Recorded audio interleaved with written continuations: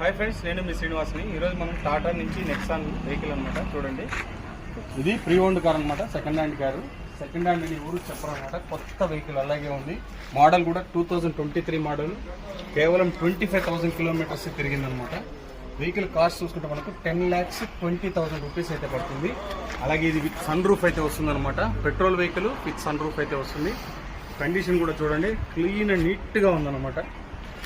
ఇది వచ్చి మనకు ఐకాన్ కార్ తిరుపతి షోరూంలో అయితే వస్తుంది. తిరుపతి నుంచి చింతలచేను పోయే రూట్లో మనకు ఈ సెకండ్ హ్యాండ్ కార్ షోరూమ్ అయితే ఉంది. వీళ్ళ దగ్గర ఈ కార్ అయితే లభిస్తుంది అనమాట. చూడండి ఎలా ఉంది.